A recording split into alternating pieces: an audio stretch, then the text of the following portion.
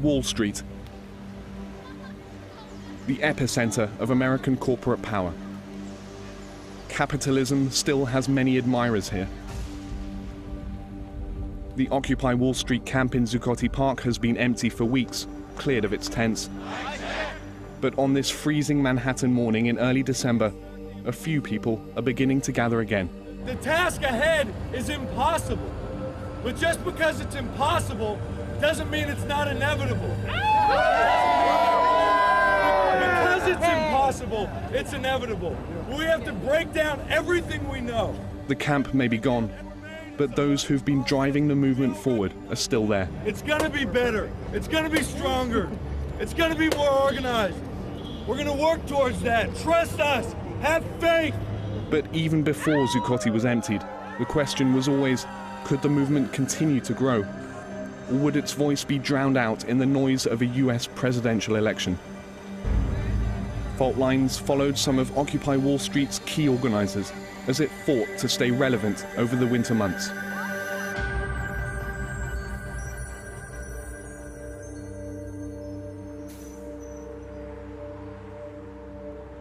It's the middle of December and Occupy Wall Street is searching for a new home. So today they've come to one of the largest landowners in New York City, the church. We're coming to you for sanctuary. The church, based on economic and social justice and compassion and love, stuff that we were trying to build amongst each other because of the feelings of alienation, and these are not abstract. Trinity Church owns billions of dollars of real estate in the city, and portions of that property sit vacant.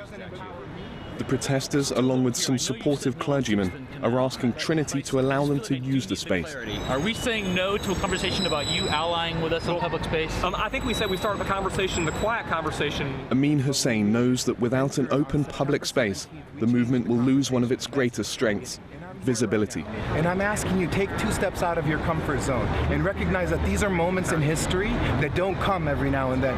For weeks, Amin and this group of Occupy Wall Street organizers have repeatedly asked the church to grant them the space. Is that we're really clear that the no is a no to the private property. Right. Every time they've asked, Trinity has said no. So now they're planning more direct action to take it over. Occupy Wall Street is a non-hierarchical movement. Cool. But Amin and Sandra Nurse have been at its forefront. They were at the very first Occupy Wall Street gathering. And since then, their lives have revolved around trying to sustain the momentum. I see other people in other countries who are in way worse conditions, who are able to organize and mobilize at very large scales.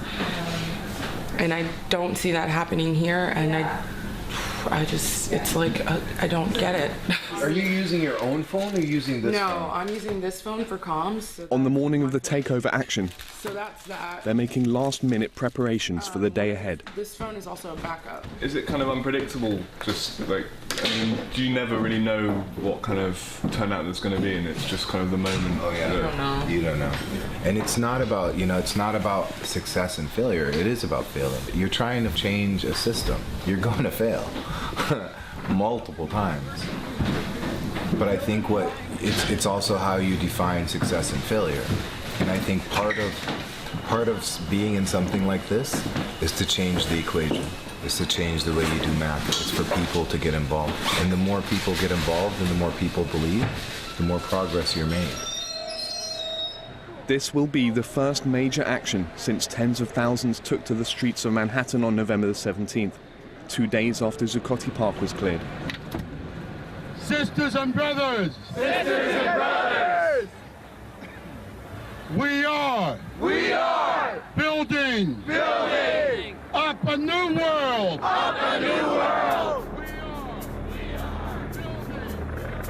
The police have been monitoring all of Occupy Wall Street's actions.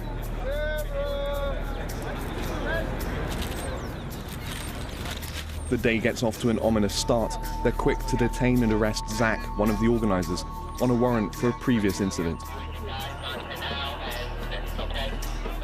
Do not waste your energy on the police. That is not our battle. Our strength is coming together. We are a community.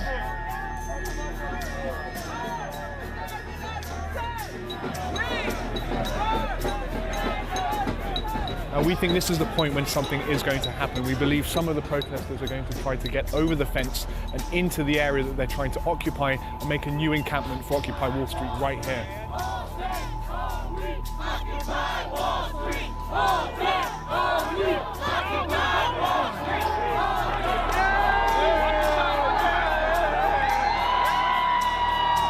The first to climb the fence, retired Episcopal Bishop George Packard.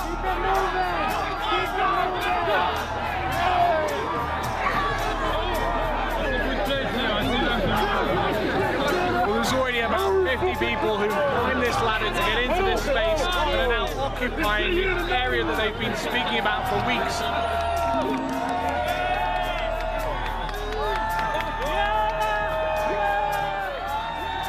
As soon as the perimeter fence is breached, the NYPD move in. You see the fence behind me is now starting to come down.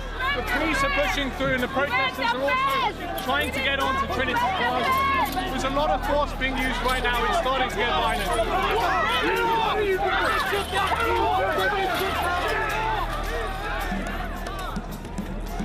The police wasted no time arresting those who'd broken through. Almost 50 people were taken into custody, including the members of the clergy who'd taken part. Over 6,500 people have been arrested across the US during Occupy actions.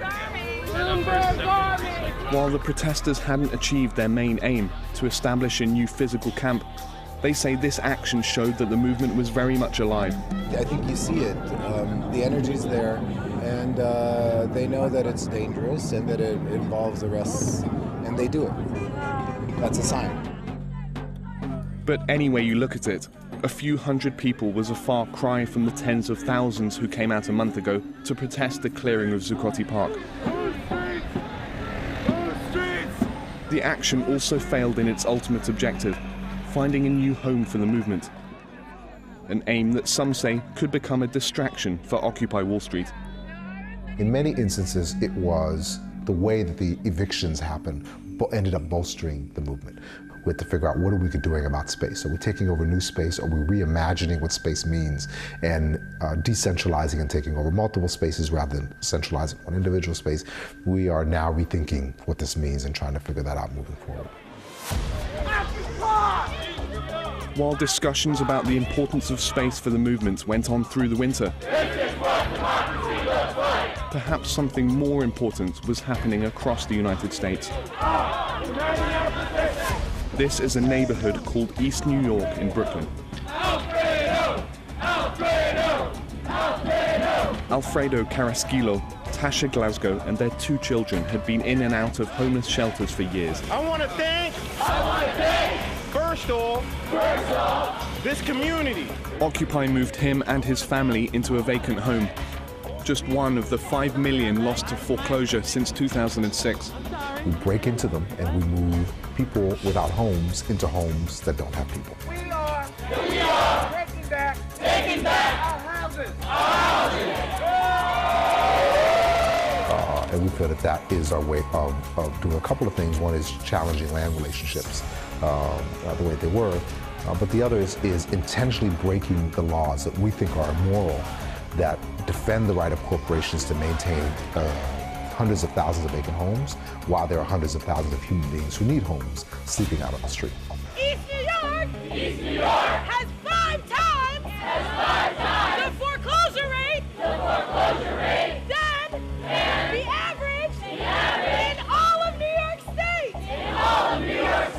Nalini Stamp, an activist who's faced eviction herself after her family's home was foreclosed on, has been at the forefront of Occupy's housing actions. If these things start to happen more often, where we're connecting it to an issue like housing, but also do like the foreclosure actions and do bank actions, that's what is a movement. That's what a movement is. It's like hitting it up from every single direction. Over 24 cities across the US participated on this day of action called Occupy Our Homes. And the same thing was going on in Oakland, in California's Bay Area. There has been no pressure on developers to provide affordable housing. So they've abandoned us in terms of housing. And so the Occupy movement has put a highlight on that because so many people have been affected.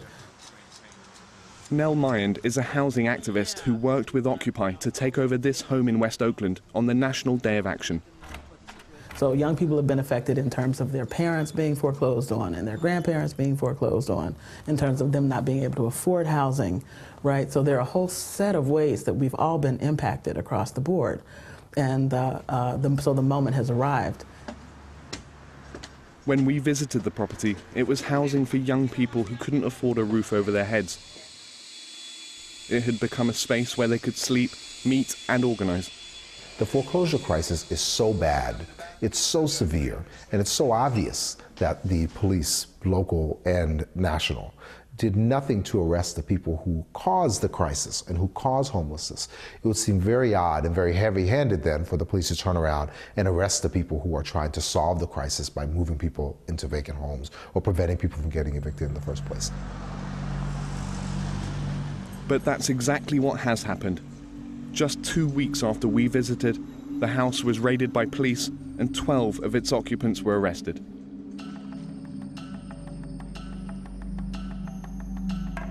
Oakland has been at the forefront of Occupy. Its actions among the most militant and ambitious in the movement. Yeah, we need to go a little bit faster because it's totally possible we're going to just pulled over by Homeland Security. We can't just roll through there. Jack and Baruka are scoping out the port.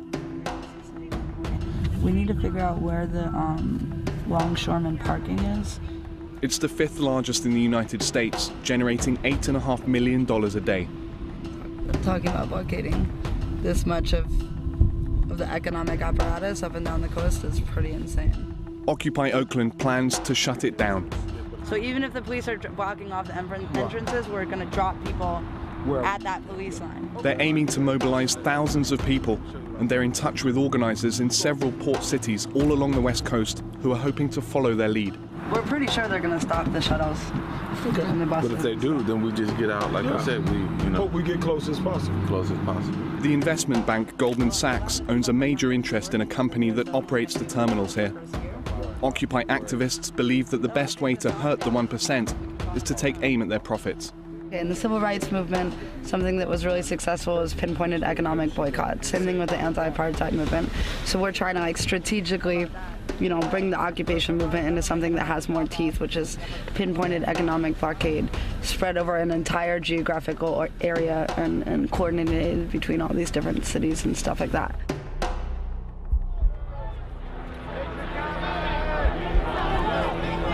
Mike check!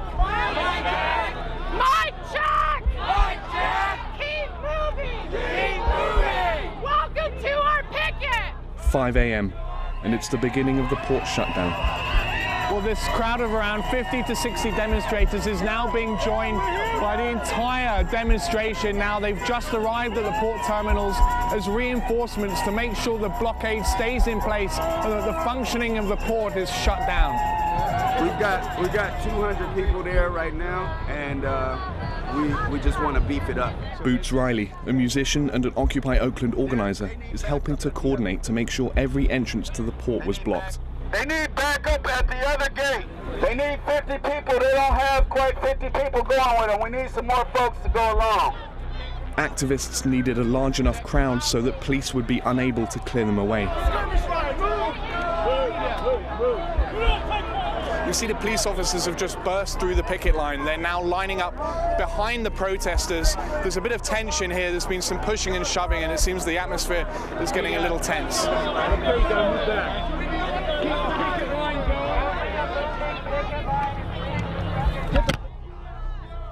The police ultimately did not break up the picket line.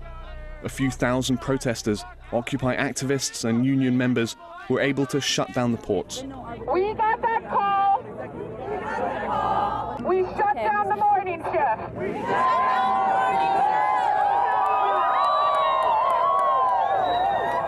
To be clear, longshoremen are going home now.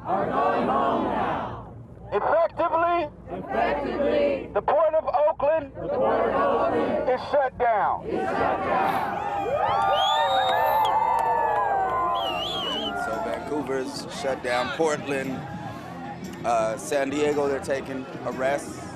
Why do you think Oakland is such a strong Occupy movement? What is it about Oakland that makes it such a... Well, it's the type of organizer that we have.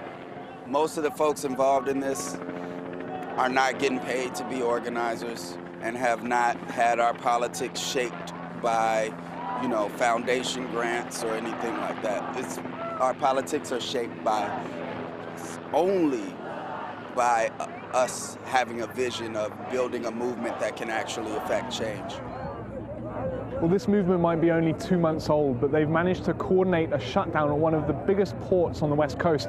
And it's not just here in Oakland where they've just declared victory.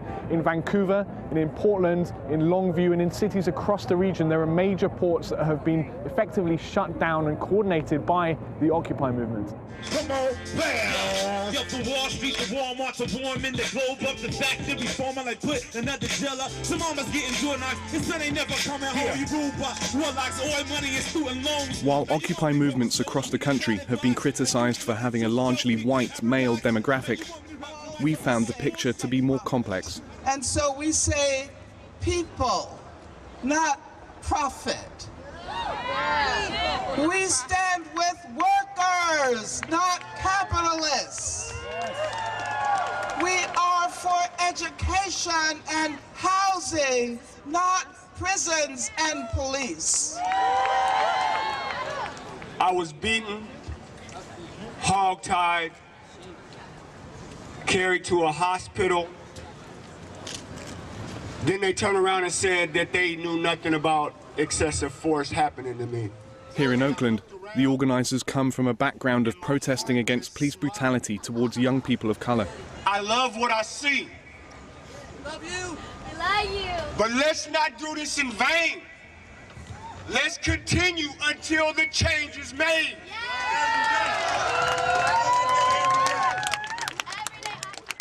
I'm 49 years old, and I've always felt like I was the 99%. I felt that my parents were the 99% before this, and I felt, especially in the black community, for 400 years, they've always been the 99%. If you look across that crowd, you'll see, you know, black folks, Latino folks, Asian folks, Arab, Persian folks, you know, being involved, and people that know each other. It's changed for whites because whites were never experiencing what black people have experienced. So now that they're getting the experience, they're coming out fighting. That widespread anger has helped Oakland mobilize the numbers to carry out large-scale actions. After blocking the morning shift, protesters came out again in the afternoon to make sure the ports remained closed. The protesters are now back to shut down a major port terminal for the second time today, and it looks like the crowd is even bigger than it was this morning. And some have said this is a low point for the movement, that now encampments are being cleared around the country, the movement could start to fade. Well, Oakland seems to be the answer to that. The port shutdown was also a show of solidarity with unionized dock workers. While the union leadership refused to give official support, many of its rank-and-file members stood on the picket lines. The relationship between the Occupy movement and unions and political groups with ties to the Democratic Party has been a complicated one. Labor has an agenda. They want Obama elected. So they're going to give you stuff, right, to use your name up until that point. This is a revolution, not a sleepover. Get ready for the march! That divide was evident when the unions came to Washington, D.C. in early December, armed with Occupy Wall Street slogans. Despite freezing rain, thousands marched in a day of action that was coordinated by SEIU, the largest union in the United States. The Occupy movement has been wary of aligning itself with unions, even when working towards similar goals like removing corporate money from politics. You can see some of the language here about 99% and taking back the capital, occupying Washington, is some of the language that the Occupy movement has been using. These are union marches, and the fear that the occupiers have is that their movement is being co-opted by groups with a political agenda. There's certainly a tension. I think that there's a lot of us who are uncomfortable with what will be the electoral strategy of the unions, and there's a conversation waiting to happen that hasn't really happened in the best way yet about what it means to work together. Let's get together, people! Why are we having this stupid divide? Come on! It's a dilemma at the heart of Occupy. While unions' influence and numbers are in decline, they still have the ability to mobilize their members by the thousands. Real solidarity is actually honoring the different places we need to be and moving people further and further along, right? So for a lot of the rank and file members from the unions, they took over lobbies today in ways they may have never done. Some of the people had never been arrested before. These are forms of transformation, right? By staying outside traditional arenas, Occupy Wall Street has already succeeded in changing the political discourse. You go to Iraq and they arrest you! The debate has changed significantly, even though in his 2012 State of the Union address, Barack Obama did not mention Occupy by name. He clearly spent the vast majority of time articulating the idea that inequality is harmful for society. Now, you can call this class warfare all you want, but asking a billionaire to pay at least as much as his secretary in taxes? Most Americans would call that common sense. It's just not imaginable that he would have done anything like that outside of the context of Occupy. Economic disparity, class struggle. These are terms that Americans traditionally shied away from. But the Occupy movement knows that it needs to be more than about a change in language. We can either settle for a country where a shrinking number of people do really well, while a growing number of Americans barely get by.